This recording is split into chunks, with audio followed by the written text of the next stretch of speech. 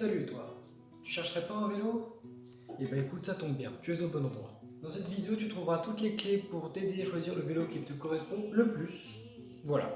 Mais d'abord, qu'est-ce que tu veux en faire de ton vélo? De la forêt, de la route, du sable, de la neige? Moi je sais pas, mais toi tu sais. Pour choisir ton vélo, il faut rester à peu près cohérent. Tu vas pas prendre un vélo de descente pour faire que de la route, comme tu vas pas prendre un vélo de route pour faire que de la descente. Tu vois ce que je veux dire? Donc moi je vais te parler principalement de vélos dédiés à tout ce qui est enduro, promenade, randonnée, descente, mais pas beaucoup tout ce qui est routier, j'aime pas ça. On va commencer avec le vélo d'enduro. Donc le vélo d'enduro, c'est des vélos de grosse suspension, assez robustes. Donc, ce sont des vélos endurants, tu vas pouvoir leur en demander beaucoup, ils vont accepter beaucoup de chocs. Comme à côté, ils vont pouvoir être agréables à pédaler, à rouler, et tu vas pouvoir te faire plaisir aussi bien en forêt avec un petit peu de relief à la montée, et tu vas aussi pouvoir te faire très plaisir à la descente, parce que c'est des vélos qui ont de grosses suspensions, de gros freinages, une géométrie de cadre qui est super agréable à la descente. Donc si tu cherches un vélo pour les promenades, dans une région avec un terrain avec du relief et tu aimes la descente, l'enduro c'est fait pour toi. On va trouver des vélos principalement avec des débattements entre 150 et 180 mm pour l'enduro, ce qui est déjà pas mal. Et voilà, moi l'enduro c'est ce que je préfère, c'est mon coup de cœur. Ensuite on passe au trail. Donc les vélos de trail sont les vélos les plus polyvalents qui existent, à mon sens. C'est-à-dire que tu vas pouvoir faire de grosses montées, de grosses sorties, aussi bien en montée qu'en descente. Donc en montée, tu vas avoir un très bon rendement. En descente, tu vas pouvoir te faire plaisir, mais un petit peu moins qu'avec un enduro, car les débattements sont moins gros. Mais si tu as la technique qui compense, tu vas pouvoir te faire très plaisir quand même. Par rapport à l'enduro, le trail est un peu plus léger. C'est un tout petit peu moins robuste qu'un enduro, mais tu sentiras pas. Sauf si tu as beaucoup de technique, tout ça, que tu es un pro, mais bon, pourquoi? Qu'est-ce que tu fais sur cette vidéo? Donc voilà, le trail c'est très polyvalent. Pour la montagne c'est super, tu peux monter et descendre. Le vélo, il est fait pour ça. Donc tu vas trouver des débattements allant de 130 jusqu'à 150, 160 mm pour les plus gros, mais c'est dans cette tranche là. Ça va être plus léger que l'enduro, plus agréable à la montée. Voilà, donc c'est tout pour le trail. Maintenant on passe au vélo de descente, donc les DH. Les DH c'est vraiment fait pour la descente, comme son nom l'indique, mais c'est tout.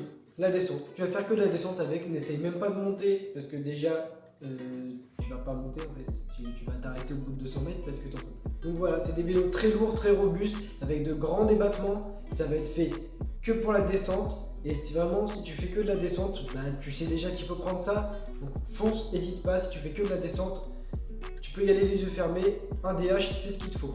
Ils ont une géométrie de cadre qui est faite pour la descente, avec un angle de chasse, donc par rapport à l'inclinaison de la fourche par rapport au cadre qui est énorme, ce qui va te permettre de tout descendre, vraiment tu n'auras presque aucune limite. Mais c'est pas le vélo qui fait tout. Si tu n'as pas de technique, ça s'apprend. C'est pas parce que tu achètes un vélo de descente que tu vas être meilleur que quelqu'un qui est en enduro. Si quelqu'un a beaucoup de technique en enduro, mais toi, tu n'en as presque pas avec un vélo de descente, celui en enduro sera meilleur que toi. C'est pas le vélo qui fait tout. Et donc pour les vélos de DH, on va trouver des débattements de 200 mm à l'avant comme à l'arrière. Ensuite, on passe au vélo de freeride. Donc, le freeride, c'est une notion un peu floue, mais en gros, ça va être tout ce qui est hors piste. Donc, par exemple, couper à travers les chemins, donc entre les pistes qui sont déjà faites. Dans une montagne, vous n'allez pas prendre les pistes, mais vous allez prendre les champs, tout ce qui coupe, tout ce qui n'est pas en chemin, ou le sable, ou la neige. Mais voilà, tout ce qui n'est pas en chemin, les vélos de freeride, c'est fait pour ça. Ce sont des vélos très lourds, très robustes, avec de grosses suspensions. Donc si tu aimes la découverte, l'aventure et créer des nouveaux chemins, le freeride c'est fait pour toi. Et on va trouver principalement un débattement de 180 mm, voire 200 mm pour les plus gros. C'est tout pour le freeride. Maintenant on passe au vélo de cross-country et XC. C'est la catégorie que j'aime le moins, parce que c'est la pratique que j'aime le moins. Si tu aimes les balades un peu longues, avec un peu de relief, donc montée, un petit peu de montée, un petit peu de descente, bah c'est fait pour toi. C'est des vélos qui en descente vont être très limités, sauf si tu as la technique. Là tu vas pouvoir te faire plaisir, mais sinon globalement les débattements sont pas gros, le vélo est un peu fragile, l'angle de chasse c'est pas grand, donc tu auras du mal à te faire plaisir vraiment uniquement en descente. Mais par exemple, si tu veux faire de la montée autant que de la descente, tu vas te faire plaisir. Mais je répète que le cross-country XC pour descendre, c'est pas ce qu'il y a de mieux. Mais en revanche, c'est très léger. Donc pour les longues balades en forêt, un peu sur le plat, avec un peu de relief, c'est vraiment bien. Et donc on va trouver des débattements sur ces vélos-là allant de 100 mm jusqu'à 140 mm pour les plus gros. Mais je répète, qu'en descente, vous allez vous faire moins plaisir avec un cross-country ou un XC qu'avec un enduro ou un trail. Donc maintenant, je vais essayer de vous donner une fourchette de prix pour tous les vélos que je viens de citer. On va commencer par l'enduro. Donc l'enduro, on va pouvoir trouver des vélos neufs à partir de 2000 €. Donc l'entrée de gamme à partir de 2000 €. Et après, il n'y a pas de limite. Ça va juste être, vous pouvez aller jusqu'à 8000, 9000 €. Et d'occasion, on va en trouver à partir de 1500 €. Je vais parler des vélos d'occasion un peu plus tard. Ensuite, pour les vélos de trail, pareil, on va trouver des vélos d'entrée de gamme à 2000 €. Et après, pareil, il n'y a pas de limite.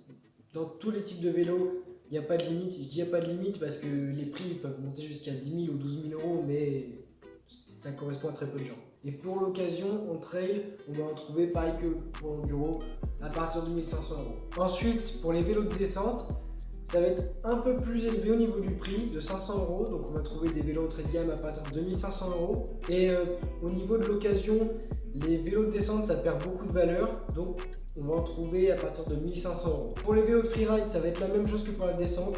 Neuf à partir de 1500 € et d'occasion 1500 €. Et ensuite pour le cross-country ou XC, on peut en trouver à partir de 1000 € les entrées de gamme et ça perd pas beaucoup. Donc en occasion, on va pouvoir en trouver à partir de 800 €. Donc je reviens sur les vélos d'occasion. Donc il faut faire très attention, surtout au niveau du cadre. S'il y a eu des soudures par-dessus des fissures, c'est très facile à faire, ça peut bien se camoufler, donc il faut bien faire attention à ça, bien demander au vendeur si le cadre n'a jamais été impacté gravement, ou il n'y a jamais eu de fissure ou quoi que ce soit. Il faut bien insister sur ce point, ça peut être très dangereux. Et deuxième point important, va falloir regarder les jantes. Si elles sont un peu voilées, c'est pas grave, les rayons ça se resserre, c'est pas gênant. Mais regardez s'ils n'ont pas des pocs ou des affaissements à certains endroits dû à un utilisage sous-gonflé, ce qui pourrait faire qu'un trottoir soit venu percuter la jante et donc possiblement une fissure, un poc ou un affaissement. Et troisième point important sur le vélo d'occasion, il va falloir regarder les suspensions. L'état des suspensions, c'est très important. Il va falloir regarder s'il n'y a pas de bruit parasite, pas de claquement, et voir si les fourreaux rentrent bien, qu'au niveau des joints, qu'il n'y ait pas de l'eau qui sorte ou de l'huile ou autre chose.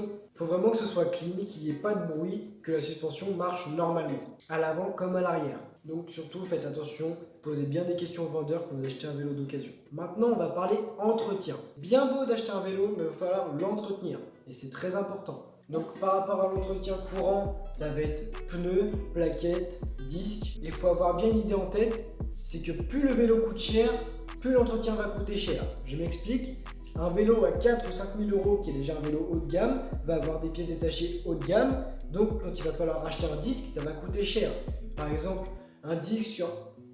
une paire de disques sur un vélo entrée de gamme, ça va coûter entre 30 et 40 €. Et sur un vélo haut de gamme, ça peut monter beaucoup plus haut. On peut aller jusqu'à 70, 80 € la paire de disques, même beaucoup plus, mais sinon ça va être ça quoi. Ça sert à rien de mettre tout dans le vélo et après de ne plus avoir d'argent pour l'entretenir, ça ne rime à rien. Donc voilà, pour l'entretien, le plus souvent ça va être pneus, disques, plaquettes, une purge de temps en temps, ça dépend de l'utilisation, tous les 4 mois ou tous les 6 mois, c'est ce que je conseille. Les produits d'entretien, ça va être du liquide de frein pour la purge, de la graisse pour la chaîne, ensuite du produit de nettoyage, parce que oui c'est très important de nettoyer son vélo, faut pas le laisser avec de la boue ou de la poussière trop longtemps, parce que après ça peut s'infiltrer, c'est pas bon, l'humidité ça rentre et ça peut faire de gros dégâts. Et on termine du coup par les outils, parce que quand vous allez avoir une casse sur votre vélo, on a un tout petit truc, on a rien qu'une poignée de frein à changer, il faut des outils, ça change pas avec les doigts. Il faut des outils basiques, donc un jeu de clé BTR, un tournevis, et globalement ça va le faire. Après pour l'entretien un peu plus technique, par exemple changer tout un groupe de transmission, je vous conseille d'aller voir chez Decathlon ou un marchand de vélo. Vous allez lui demander, il va le faire, c'est pas gratuit mais ce sera bien fait, parce que ce genre d'opération ça demande un peu d'expérience, certains outils, et ça peut être mal fait et du coup casser les pièces. Donc je t'ai donné la plupart des trucs à savoir pour choisir ton vélo. Maintenant, c'est à toi de choisir. Si la vidéo t'a plu ou t'a aidé, laisse un like. Si tu veux être au courant de ce qui va sortir prochainement, abonne-toi. Moi, je te dis bonne journée et à la prochaine.